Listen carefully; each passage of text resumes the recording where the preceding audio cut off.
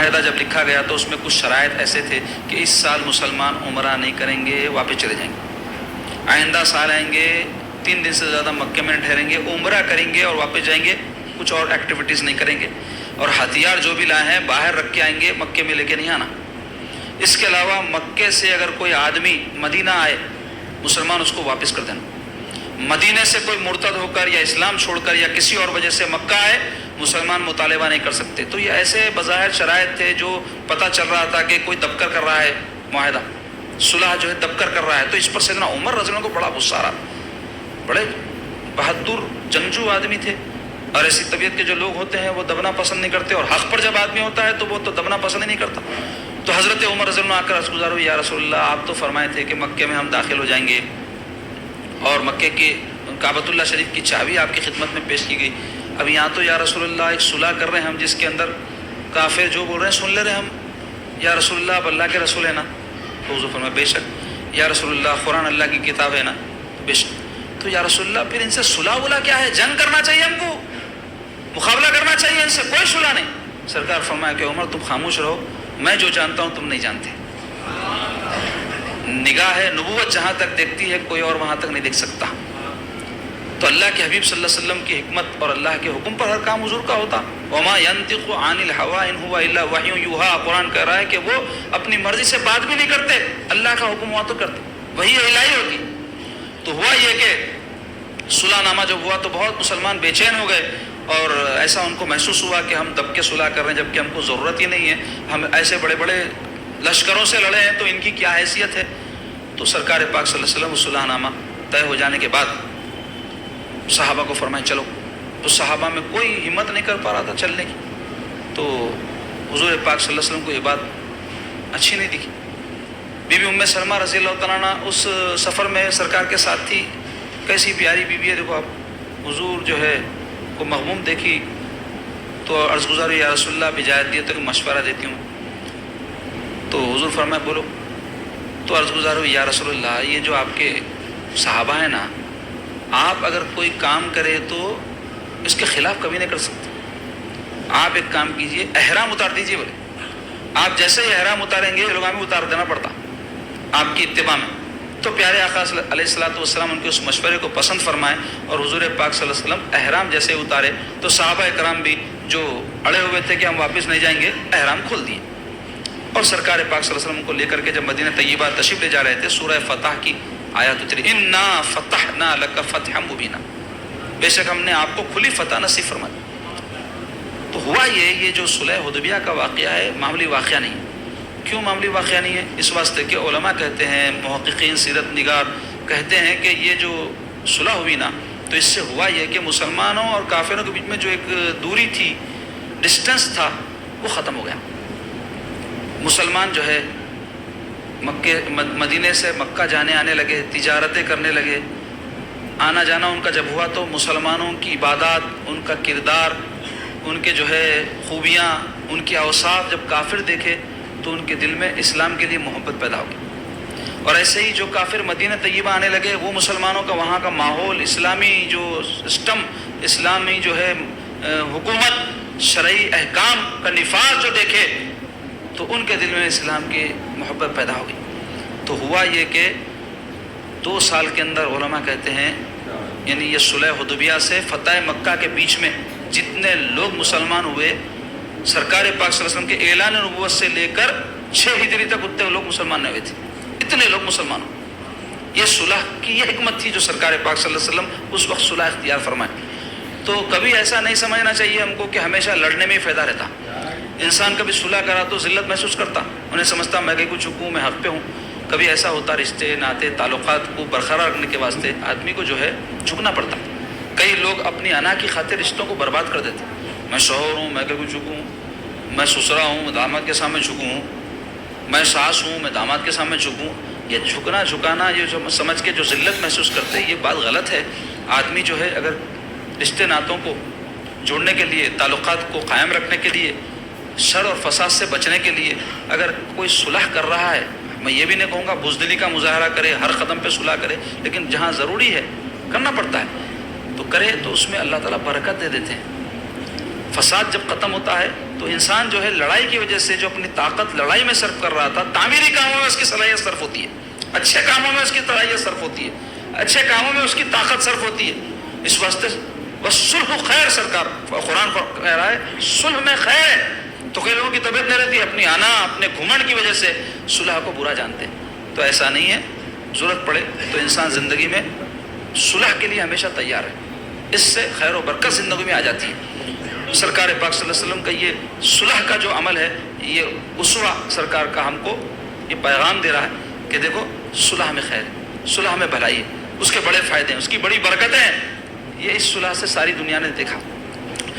سرکار پاک صلی اللہ علیہ وسلم جب واپس مدینہ طیبہ تشریف لائے تو ہجرت کے 6 سال پیارے آقا علیہ الصلوۃ والسلام نے دعوتی خطوط کئی بڑے بڑے بادشاہوں کو لکھی. اپنی نبوت و رسالت کے اعلان کے ساتھ ساتھ ان کو دین کی دعوت دی حضور نے. کئی اپنے صحابہ کو اس سلسلے میں حضور جو ہے نمائندہ بنا کر بھیجے. قیصر روم کے پاس جو اس وقت نمبر 1 سلطنت تھی ورلڈ کی سب سے پاورفل، جیسے آج امریکہ ہے، تو اس کے پاس حضور خط بھیجے. بڑی واقعات کی تفصیل ہے کہ ان لوگوں نے اس خطوط کا کس طرح ریاکشن دیا، کیا ہے اس کے بیان کروں گا تو وقت زیادہ ہو جائے گا. چونکہ مجھے آج 6 ہجری پر ہی اپنی بات ختم کرنی ہے. انشاءاللہ کل آخری دن ہے تو ہم 7، 8، 9، 10، 4 ہجری کے واقعات پھر اختصار کے ساتھ آپ کے سامنے بیان کریں گے، اور اختتامی مجلس کے پیش نظر کچھ اختتامی کلمات بھی انشاءاللہ آپ کے سامنے بیان ہوں گی. اس کے علاوہ سرکار پاک صلی اللہ علیہ وسلم فارس، یعنی جو ایران وغیرہ کے علاقے اس کو فارس کہتے ہیں، اس کا جو بادشاہ تھا اس کا لقب تھا کسریٰ. تو اس کو بھی اپنا دعوتی خط حضور جو ہے روانہ فرمائے. اور حبش جو ملک ہے ایتھوپیا، اس کے بادشاہ کو کہتے تھے نجاشی، اس کے پاس بھی اپنا دعوتی خط حضور جو ہے بھجوائے. اور مصر کے بادشاہ کو عزیز مصر کہتے تھے. جیسے آج بھی آپ دنیا میں دیکھو کہیں پریزیڈنٹ کا پوسٹ ہوتا ہے، کہیں پرائم منسٹر ہوتا ہے، کہیں چانسلر ہوتا ہے، کہیں کنگ ہوتا ہے، تو ایسے وہ اس زمانے کے پوسٹوں کے نام ہے یہ. قیصر روم کا بادشاہ، کسریٰ جو ہے فارس کا بادشاہ، اور نجاشی حبشہ کا بادشاہ، اور مصر عزیز جو ہے مصر کے بادشاہ کو کہتے ہیں. تو ان لوگوں نے جو ہے جو بھی ریاکشنز دیے اس کی بڑی تفصیل ہے، وقت میں گنجائش نہیں کہ بیان کروں. تو پیارے آقا علیہ الصلوۃ والسلام کے دعوتی جو ہے جو سلسلہ ہے اس کو حضور نے وسعت دی، اور حضور کا پیغام جو ہے بہت سارے علاقوں میں آپ کی نبوت کا پہنچا ان خطوط کے ذریعے سے. اور ہجرت کے 6 سال کے واقعات میں آخری واقعہ ہے وہ ابو رافع یہودی کا قتل ہے. یہ ابو رافع کا نام سلام بن الحقیق یا عبداللہ ابن الحقیق آیا ہے سیرت کی کتابوں میں. یہ بڑا فتنہ پرور تھا، یہ بھی بڑا دولت مند تھا، اور یہ بھی سرکار پاک صلی اللہ علیہ وسلم کی شان اقدس میں ہجو کیا کرتا تھا، حضور کو برا بھلا معاذ اللہ کہتا تھا، اور اس کا یہ فتنہ اور شر پھیلتا جا رہا تھا. تو عبداللہ ابن عتیق نام کے ایک صحابی عرض گزار ہوئے، یا رسول اللہ اگر آپ اجازت دیں تو میں اس نجیس سے جو ہے مدینہ کے وجود کو پاک کر دیتا ہوں. تو سرکار پاک صلی اللہ علیہ وسلم کو اجازت دیے تو اپنے کچھ ساتھیوں کے ساتھ اس کے جو ہے خلے میں رہتا تھا داخل ہو گئے، اور اندھیرے میں یہ اپنے محل میں سو رہا تھا، اس پر جو ہے حملہ کر کے اس کو قتل کر دیا. اور اندھیرے کی وجہ سے آپ کو راستہ نظر نہیں آیا تو آپ جو ہے وہ عمارت کے اوپر سے نیچے گر گئے تو آپ کے پیر کی ہڈی ٹوٹ گئی. تو اپنے جو ہے ایک کپڑے سے آپ اس ہڈی کے ٹوٹے ہوئے پیر کو، یعنی اس ہڈی کو جو ٹوٹ گئی تھی، باندھ کر لنگڑتے ہوئے اپنے ساتھیوں کے بیچ میں آئے جو باہر آپ کے منتظر تھے، وہ ان کو لے کر حضور کی خدمت میں آئے. تو یہ آ کر حضور پاک صلی اللہ علیہ وسلم کو خوشخبری سنائی، یا رسول اللہ اب رافع کا کام تمام ہو گیا ہے. پھر سرکار پاک صلی اللہ علیہ وسلم سے عرض کی، یا رسول اللہ یہ میرے پیر میں جو ہے زخم آیا ہے اس معرکے کے دوران. تو پیارے آقا علیہ الصلوۃ والسلام فرمائے ادھر آؤ. جب وہ حضور کے قریب آئے تو پیارے آقا علیہ الصلوۃ والسلام اپنا لعاب دہن پاک ان کے جو ہے پیر کے اوپر لگائے، اور اپنا دست اقدس پھیرتے ہی ان کی ہڈی جڑ گئی، اور وہ بالکل ایسی ہو گئی جیسے کچھ ہوا ہی نہیں، بالکل صحت مند ہو گئے، کھڑے ہو گئے. تو یہ تھا ابو رافع کا قتل جو ہجرت کے 6 سال کا واقعہ ہے. تو جو تمام سیرت کی کتابوں میں آپ کو ملے گا، تاریخ اسلام کی کتابوں میں آپ کو ملے گا، وہ ہے جنگ خیبر کا واقعہ. خیبر اس زمانے میں یہودیوں کا سب سے بڑا مرکز تھا، بلکہ ہمارے عرف میں کہتے گڑھ تھا. اور یہ یہودی بڑے دولت مند، پڑھے لکھے اور مہذب قسم کی قوم اس زمانے میں سمجھی جاتی تھی. چونکہ جو عرب کے علاقے کے لوگ تھے وہ اکثر جو ہے جاہل اور بدو قسم کے لوگ تھے، اور یہ یہود چونکہ اہل کتاب تھے، توحید کے قائل تھے، نبوت و رسالت کو ماننے والے، آخرت کو ماننے والے، باوجود اس کی کہ ان میں عقائد اور اعمال کے حوالے سے بہت خرابیاں پیدا ہو گئی تھیں، لیکن پھر بھی چونکہ وہی کے یہ ماننے والے تھے تو بہت سارے ان میں خوبیاں بھی تھیں. تو خیبر میں یہ لوگ جو ہے اپنا پورا ایک مرکز بنا کر وہاں قیام کیے ہوئے تھے، اور ان کے وہاں پر بڑے بڑے 8 قلعے تھے. وہ قلعے کیا تھے؟ ہر قلعہ ایک محلہ تھا، اور ان کا بڑا طاقتور وہاں پر موقف تھا، مالی اعتبار سے بھی، جنگی اعتبار سے بھی، اور اس علاقے میں سب سے زیادہ ان کا ہی اثر تھا. اور وہ جو ان کے قلعے تھے ان کے نام جو سیرت اور تاریخ کی کتابوں میں آئے ہیں، اس میں ایک نام ہے قتیبہ، ایک قلعہ تھا ان کا، نائم تھا، سق نام کا قلعہ تھا، خموس، نطاد، صعب، وطیق، سلالم، یہ ایسے 8 قلعے تھے. اس میں خموس نام کا جو قلعہ تھا وہ سب سے زبردست اور مضبوط اور ایڈوانس اس زمانے کا قلعہ تھا. اب اس زمانے میں آپ جانتے ہیں کہ قلعے بنا کر ہی لوگ اس میں رہتے تھے تاکہ محفوظ رہے، کوئی ان پر حملہ کرے تو قلعوں کے ذریعے حفاظت ہوتی تھی. اب تو ترقی ہو گئی ہے دنیا میں، کوئی لاکھ قلعے بنا لو، کچھ بھی بنا لو، اب بنکروں کا زمانہ ہے، زمینوں کے اندر مرنے سو. تو اگر کوئی خالی قلعوں میں رہے تو ایسے ہتھیار ہیں کہ قلعے کے اوپر سے اندر آ کے گر جاتے، تو اب زمینوں کے اندر لوگ رہ رہے.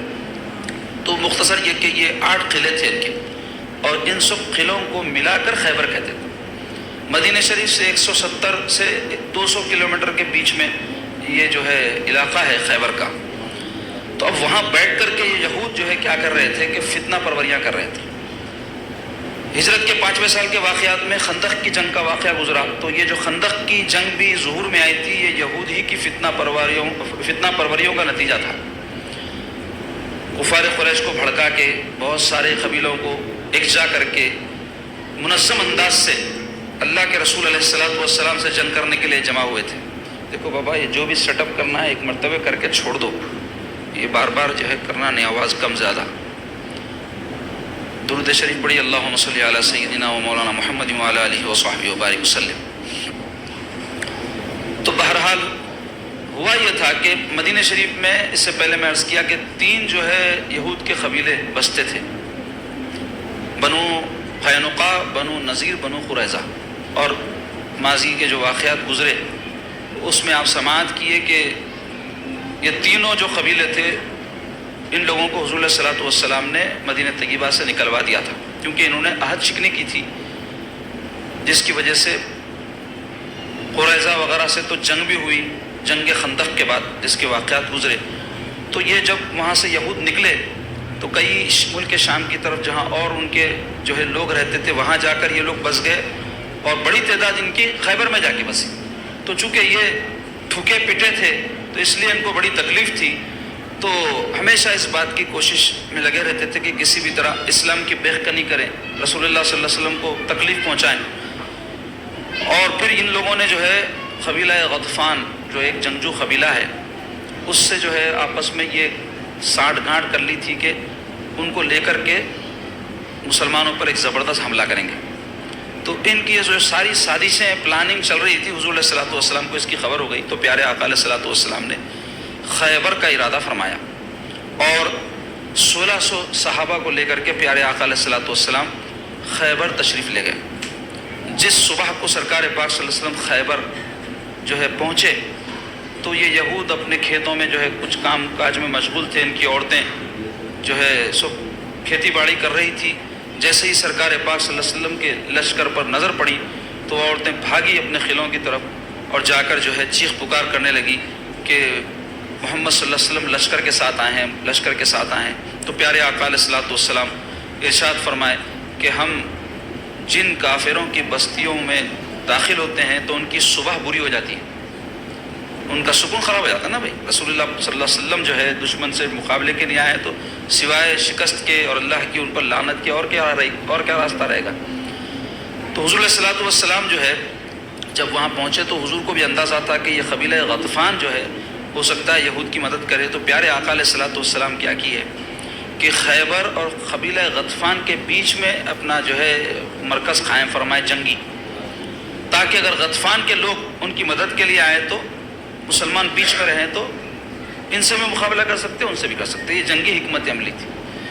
اور جنگ کا سلسلہ جب شروع ہوا تو محمود ابن مسلمہ رضی اللہ عنہ نام کے صحابی کو سرکار پاک صلی اللہ علیہ وسلم پہلے آگے بھجوائے، تو وہ جا کر جو ہے یہود سے مقابلہ کرنے لگے، اور اس وقت موسم بڑا سخت تھا، تو ایک قلعہ تو انہوں نے فتح کر لیا، اس کے بعد دوسرے قلعے پر جب حملہ کیا تو شدت کی دھوپ کی وجہ سے فوج جلدی تھک گئی، تو دھوپ کی شدت کے وقت جنگ جو ہے موقوف کر کے یہ سرکار کے صحابی محمود بن مسلمہ رضی اللہ عنہ قلعے کی ایک دیوار کی آڑ میں سستانے کے لیے کچھ دیر لیٹے، تو یہود نے ان کے اوپر سے جو ہے ان پر اوپر سے پتھر جو ہے پھینک دیا، جس کی وجہ سے وہ شہید ہو گئے۔ تو یہ خیبر کی جنگ میں پہلے شہید تھے محمود بن مسلمہ رضی اللہ عنہ۔ اور اسی اثنا میں کیا ہوا کہ اسود رائی نام کے ایک شخص، رائی کہتے ہیں اصل میں چرواہے کو، تو وہ یہودیوں کی بکریاں چراتے تھے، انہوں نے دیکھا کہ یہود جو ہے جنگ کی تیاری کر رہے ہیں، تو ان سے پوچھا کہ کس سے جنگ کا ارادہ ہے، تو کہنے لگے محمد صلی اللہ علیہ وسلم۔ تو بولے کیوں آئے آپ سے جنگ لڑنے؟ تو کہنے لگے وہ نبوت کا دعویٰ کرتے ہیں۔ تو ان کو خیال پیدا ہوا کہ حضور پاک صلی اللہ علیہ وسلم سے جا کے ملنا، تو یہ کیا کیے کہ حضور پاک علیہ السلام کا جہاں لشکر تھا وہاں پر بکریاں اپنے چراتے ہوئے پہنچے، حضور علیہ السلام کی خدمت اقدس میں آئے، حضور سے عرض کیے کہ آپ کا پیغام کیا ہے، آپ نبی ہونے کا دعویٰ کرتے ہیں تو لوگوں کو آپ کیا دعوت دیتے ہیں؟ تو سرکار پاک صلی اللہ علیہ وسلم ان کو دین سمجھائے، تو پیارے آقا علیہ السلام کی پیاری پیاری باتیں ایسا ان کے دل پہ اثر کی کہ وہ فوری کلمہ پڑھ کے مسلمان ہو گئے۔ مسلمان ہونے کے بعد عرض گزار ہوئے کہ یا رسول اللہ، یہ جو کچھ جو ہے بکریاں میں چراتا ہوں وہ لے کر کے یہاں آیا ہوں، اب میں واپس جاؤں گا تو مجھے خطرہ ہے کیونکہ میں مسلمان ہو گیا ہوں، تو میں یہ بکریوں کا کیا کروں؟ تو میرے آقا سرکار پاک علیہ السلام سے ارشاد فرمائے کہ یہ بکریوں کو جو ہے تم جو قلعے کی طرف سے لائے اس طرف ہانکو، اور پیچھے سے ان کو تم کنکر مارو، پتھر مارو، یہ خود اپنے مالک کے پاس چلی جائیں گی۔ کیونکہ سرکار پاک صلی اللہ علیہ وسلم بچپن میں بکریاں چرائے تھے، حضور کو بکریوں کی مزاج معلوم تھی، اور یہ بکریاں چلانے کی حکمت کیا ہے اس بارے میں علماء نے لکھا ہے کہ انبیاء اکثر بکریاں چرائیں، تو اس کی وجہ کیا ہے کہ انسان بھی جو ہوتے ہیں بکریوں کے جتھے کی طرح ہوتے ہیں۔ آپ دیکھو بکریاں چرانے والا جب دیکھتا ہے کہ ایک بکری ادھر سے نکل گئی تو انہیں بھاگ بھاگ کے اپنی بکریوں کو ایک جگہ کرتا۔ بکریاں بیچاری ایسی معصوم رہتی ہیں، ان کو پتہ بھی نہیں رہتا کہ وہ گڑے میں گر جاتی کیا، یا کوئی جو ہے جتھے سے الگ ہو جائے تو بھیڑیا ان کو چک لیتا ہے، نقصان اٹھائیں گی، لیکن ان کو اس کا خیال نہیں رہتا، بالکل جو ہے ان کی سوچ معصوم قسم کی رہتی۔ تو ایسے ہی علماء کہتے ہیں کہ انسانوں میں بھی اکثریت لوگوں کی ایسی رہتی جو مستقبل کے خطروں سے واقف نہ رہتے، تو انبیاء علیہ السلام کو اللہ تعالیٰ بکریاں چرانے کی طرف اس واسطے وہ ذہن ان کا لگایا ہے تاکہ وہ جو ہے انسانوں کی بات میں اچھی طرح سے تربیت کر سکے۔ مختصر یہ کہ یہ اسود رائی مسلمانوں کی طرف سے اب جنگ میں شامل ہو گئے۔ اب جنگ جب شروع ہوئی زبردست حملہ ہوا، 20,000 فوجی تھے یہودیوں کے اور 1600 صحابہ، لیکن الحمدللہ صحابہ کرام کا جوش ایمانی، قوت ایمانی اور مقاصد دین کے ان کے اتنے اعلیٰ تھے کہ جس کسی جنگ میں جاتے دشمن ان کے مقابلے میں ٹھہر نہیں سکتا تھا، کیونکہ مسلمان صرف لڑنے کامیاب ہونے کے لیے نہیں جاتے تھے بلکہ ضرورت پڑنے پر اپنی جانوں کو اللہ اس کے رسول کی راہ میں قربان کرنے کے لیے جاتے تھے۔ تو اس جذبے کے ساتھ جب کوئی جاتا ہے تو قسمت اس کی جو ہے ایسی ہوتی ہے کہ فتح اس کا انتظار کر رہی ہوتی ہے۔ تو ہوا یہ کہ یہ مسلمانوں کی طرف سے شامل ہو گئے، اور جنگ جب شروع ہوئی تو مسلمانوں کی طرف سے لڑتے ہوئے یہ شہید بھی ہو گیا اسود رائی۔ جب حضور پاک علیہ السلام کو ان کی شہادت کی خبر دی گئی تو پیارے آقا علیہ السلام فرمائے یہ ایسا شخص ہے جس نے تھوڑا سا عمل کیا مگر بہت جو ہے جزا پا لیا۔ کیوں؟ اس واسطے کہ انہوں ایمان لانے کے بعد نہ نماز پڑھنے کا موقع ملا ان کو، نہ رمضان تھا کہ روزے رکھیں، نہ ہی زکوٰۃ حج کوئی عمل کرنے کا موقع نہیں ملا، صرف کیے تو کیا کہ ایمان لائے اور جہاد کیے اور پھر شہادت کا درجہ حاصل کر لیے۔ تو کیسے خوش قسمت یہ جو ہے صحابی واقع ہوئے سرکار پاک صلی اللہ علیہ وسلم کے۔ اب جب جنگ چلنے لگی تو مسلمان ایک ایک قلعہ فتح کر دے گئے۔ تو نائم نام کا ایک قلعہ تھا، وہ بھی اس میں ہتھیار سارے ان کے تھے، تو وہ قلعہ بھی فتح ہو گیا۔ اب رہ گیا قلعہ قموس، یہ بڑا زبردست مضبوط قلعہ تھا۔ حضرت ابوبکر صدیق رضی اللہ عنہ کو حضور بھجوائے ایک جتھا دے کر فوج کا، وہ اٹیک کیے قلعے پر لیکن فتح نہیں ہوا۔ حضرت سیدنا عمر فاروق کو بھیجائے، وہ اٹیک کیے، فتح نہیں ہوا۔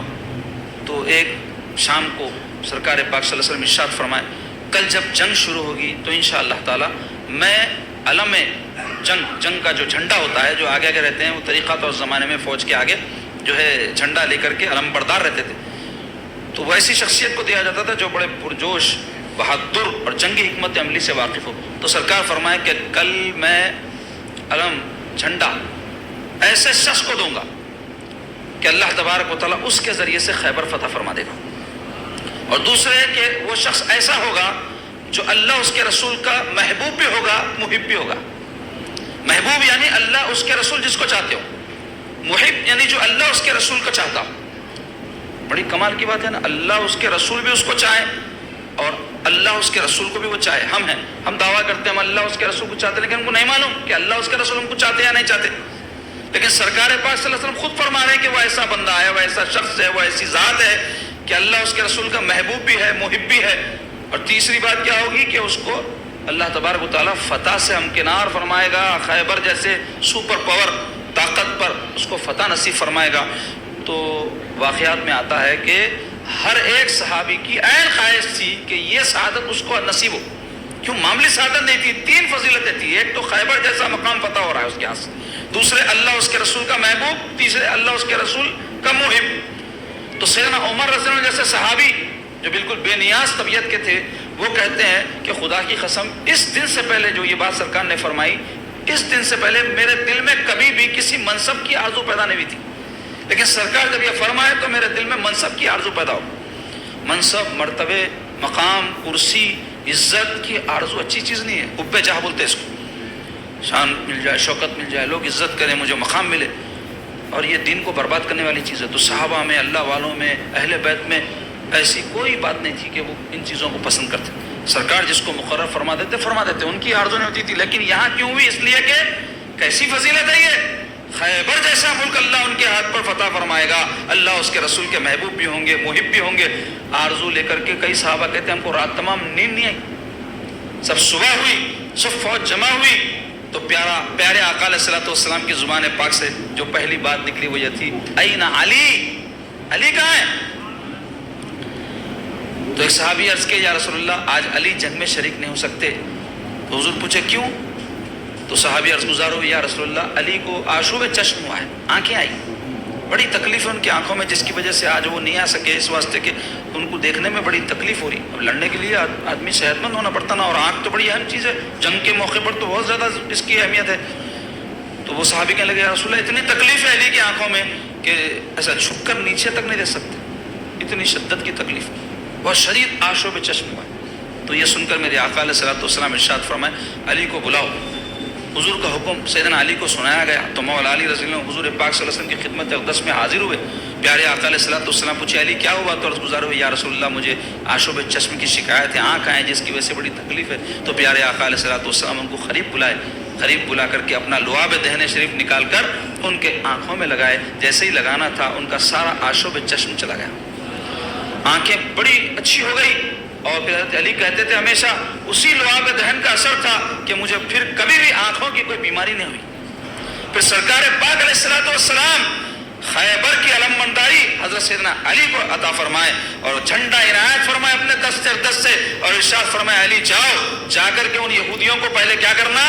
دین کی دعوت دینا، توحید کی طرف بلانا، میری رسالت کی طرف بلانا. ان میں ایک شخص بھی یاد رکھو تمہاری بات مان کر کے اگر دین کو قبول کر لے گا تو یہ تمہارے لیے سرخ اونٹوں سے زیادہ قیمتی چیز ہوگی. پھر اگر وہ نہ مانے تو پھر ان سے جنگ کرنا اور پھر فتح حاصل کر کے لوٹنا. سیدنا علی رضی اللہ عنہ پیارے آقا علیہ الصلوۃ والسلام کے حکم پر نکلے اور یہ پہنچے خموس جو ہے قلعے کے پاس. تو وہاں یہود میں مرحب نام کا ایک بڑا زبردست پہلوان جس کے بارے میں مشہور تھا کہ 100 بلکہ بعض روایتوں میں 1000 آدمیوں کی صلاحیت تھی اس میں، یعنی جنگ کا اتنا ماہر تھا اکیلا. جیسے آپ دیکھو یہ بڑے بڑے جو کمانڈرز ہوتے ہیں یا فوج کے بڑے بڑے جو عہدیدار ہوتے ہیں نا، یہ ہوتے تو ہماری طرح کے انسان ہیں، پھر ان کو کیوں بناتے ہیں آپ کو معلوم؟ عہدے پہ کیوں بٹھاتے ہیں؟ ان کے اندر بڑی صلاحیت ہوتی ہے. وہ خود اگر میدان میں نہ بھی اترے تو جنگی حکمت عملی اور کس طرح سے جو ہے جنگ میں غالب آنے کے لیے کیا کرنا چاہیے، یہ سب ان میں غیر معمولی جو عام لوگوں میں صلاحیت نہیں ہوتی، کئی جو ان کے تحت رہتے ہیں ان میں نہیں رہتی وہ صلاحیت، وہ صلاحیت ان میں ہوتی ہے. تو ایسے ہی اس کے بارے میں مشہور تھا اور بڑا بہادر، بڑا طاقتور حضرت علی رضی اللہ عنہ کے مقابلے پہ آیا اور آ کے اپنی شان بگاڑتے ہوئے عربی میں اس نے اشعار پڑھے جس میں کہنے لگا میری ماں نے میرا نام مرحب رکھا ہے، کوئی دشمن میرے آگے آیا تو ٹھہر نہیں سکتا. یہ وہ فخری اشعار کہتے تھے جوش پیدا ہونے کے واسطے.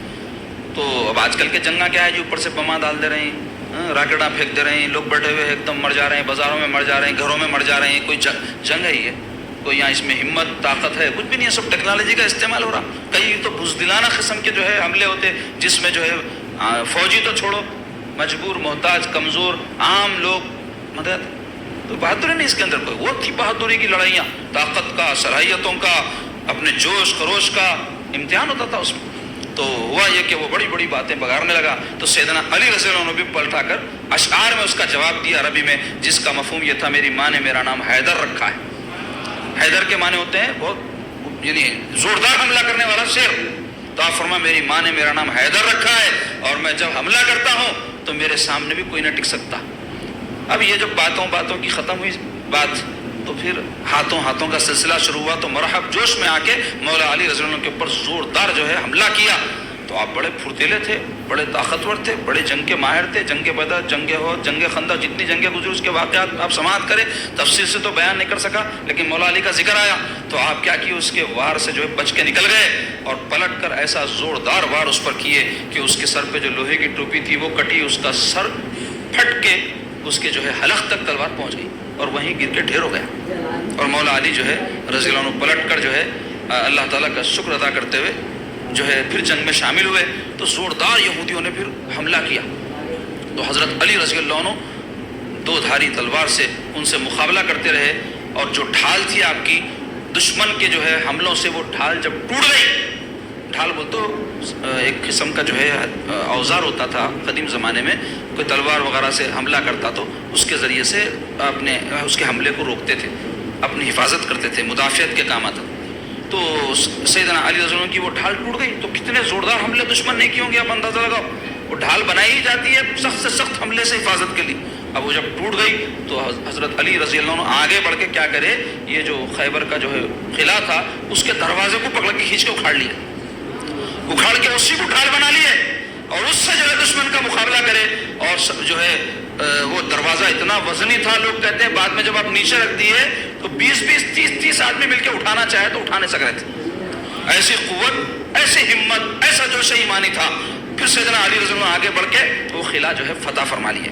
خیبر فتح ہو گیا، مسلمانوں کا اس پر غلبہ ہو گیا. سیدنا علی کو جو بشارت سرکار نے دی تھی، آپ اس کے جو ہے مصداق بن کے ظاہر ہو گئے.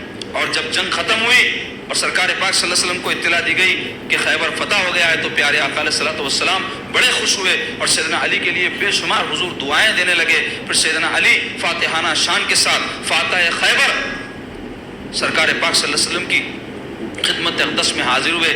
تو ان کو دیکھ کر کے سرکار اتنے خوش ہوئے کہ اپنی جگہ سے اٹھ کر ان کو اپنے سینے سے لگا لیے. تو حضرت علی رونے لگے. تو پیارے آقا علیہ الصلوۃ والسلام سے پوچھے، اے علی کیوں رو رہے ہو؟ یہ آنسو تمہارے خوشی کے ہے یا غم کے ہے؟ کوئی آدمی رویا تو دو ہی وجہ ہوتی نا، یا تو غم یا خوشی.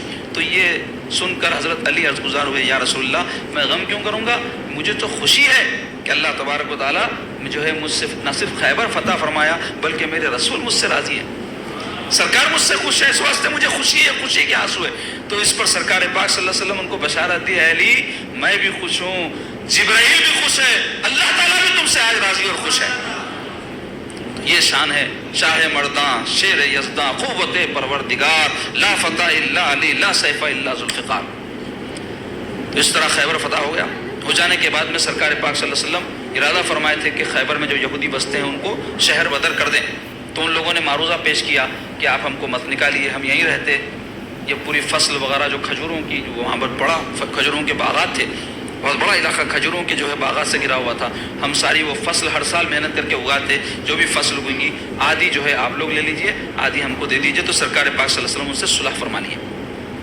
اور پھر عبداللہ ابن رواحہ رضی اللہ عنہ کو مقرر فرمائے کہ جب بھی فصل نکلے، کبھی 6 مہینے میں وقت نکلتی تھی، کبھی سال میں 2 وقت ایسا فصل نکلتی تھی، تو وہ فصل کو آپ کیا کرنا، تقسیم کر دینا. ان کو مقرر کر دیا حضرت عبداللہ ابن رواحہ رضی اللہ عنہ. تو عبداللہ ابن رواحہ رضی اللہ عنہ کا معمول کیا تھا، جب کھجور کی فصل جو ہے تیار ہو جاتی اور سارا ڈگار لا کے لگا دیا جاتا تو آپ فرماتے کہ اس کے برابر برابر 2 حصے کرو.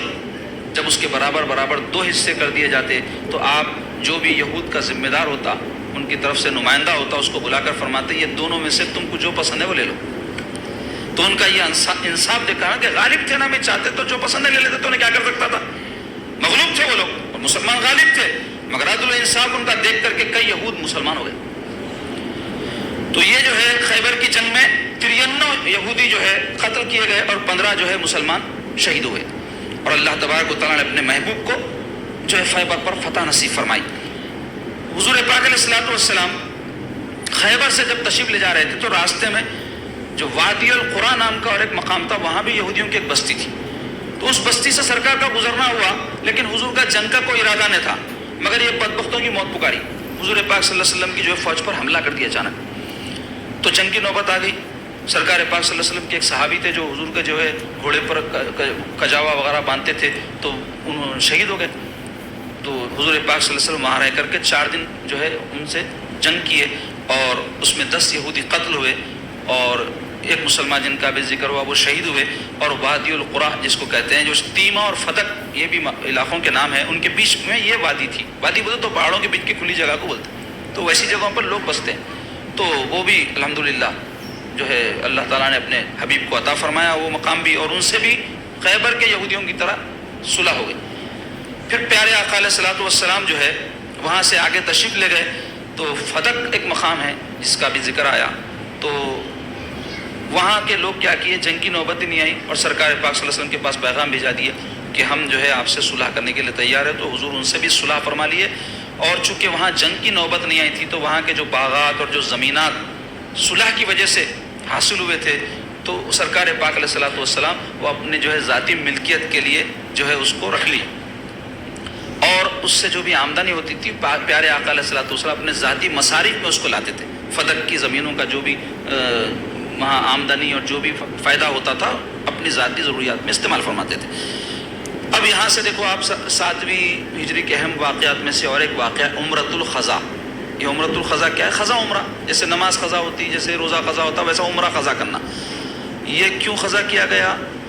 ہجرت کے 6ویں سال کے واقعات میں آپ سماعت کیے کہ سرکار پاک صلی اللہ علیہ وسلم عمرے کے لیے 1400 صحابہ کے ساتھ تشریف لے گئے تھے، تو وہاں کفار جو ہے حضور کو مکہ مکرمہ میں داخل ہونے نہیں دیے، تو وہاں حضور پاک صلی اللہ علیہ وسلم صلح فرمائے، صلح حدیبیہ جس کا ذکر گزرا، تو بغیر عمرہ کیے واپس لوٹ گئے تھے، چونکہ کفار اڑ گئے تھے کہ آپ کو ہم اس سال تو عمرہ کرنے دیں گے، صلح ہونے کی صورت میں آپ آئندہ سال آنا، اس وقت عمرہ کرنا، 3 دن مدینے میں رہنا، جو بھی شرائط تھے۔ تو حضور پاک علیہ الصلوۃ والسلام خیبر سے تشریف لانے کے بعد میں اعلان فرمائے کہ جو لوگ سوائے ان کے جو انتقال کر چکے ہیں میرے ساتھ جو ہے صلح حدیبیہ کے وقت عمرے کے لیے چلے تھے، وہ سب عمرے کے لیے چلیں، تو 1400 وہ تھے، اور جو ہے 400 صحابہ اور اس میں شامل ہو گئے، تو 2000 جو ہے صحابہ کے ساتھ پیارے آقا علیہ الصلوۃ والسلام عمرۃ القضاء کے لیے مکہ مکرمہ کو تشریف لے گئے، اور اپنے ساتھ جنگی ہتھیار بھی رکھے، اس خیال سے کہ کفار کی نیتوں کا پتہ نہیں کیا کرے۔ کفار کو پتہ چل گیا، جاسوس ان کے جا کے بتا دیے کہ حضور پاک صلی اللہ علیہ وسلم جنگی ہتھیار کے ساتھ آ رہے ہیں، تو کفار جو ہے اپنے ایک آدمی کو بھیجوائے حضور کی خدمت میں کہ آپ سے ہماری صلح ہوئی تھی لیکن آپ ہتھیار لے کے آ رہے ہیں، تو پیارے آقا علیہ الصلوۃ والسلام یہ پیغام بھیجوائے کافروں کے پاس کہ تم فکر مت کرو، ہم اپنی صلح پر قائم ہیں، ہم مکہ مکرمہ میں ہرگز ہتھیار کے ساتھ داخل نہیں ہوں گے، سوائے وہ ہتھیار جو اس زمانے میں ہر حال میں آدمی اپنے ساتھ رکھتا تھا، ایک تلوار۔ تو مکہ مکرمہ سے کئی کلومیٹر دور پہلے سرکار پاک صلی اللہ علیہ وسلم وہ سارا ہتھیار ایک خیمے میں جو ہے رکھوا دیے حسب وعدہ، اور کچھ صحابہ کو اس کی نگرانی پر مقرر فرما دیے کہ ایسا نہ ہو کہ ہم احرام کی حالت میں ہے اور کفاروں سے دشمنی چل رہی، اٹیک کر دیا تو آپ اندازہ لگائیں سرکار پاک صلی اللہ علیہ وسلم حفظ ما تقدم اور پہلے سے تیاری جس کو کہتے ہیں اس کا کیسا خیال رکھتے تھے۔ آج زندگیوں میں ہمارے مسلمانوں کی آپ دیکھو، میں چاہتا ہوں کہ سرکار کی سیرت میں ہمارے جو اسوا ہے اس کو ہمیشہ پیش نظر رکھیں۔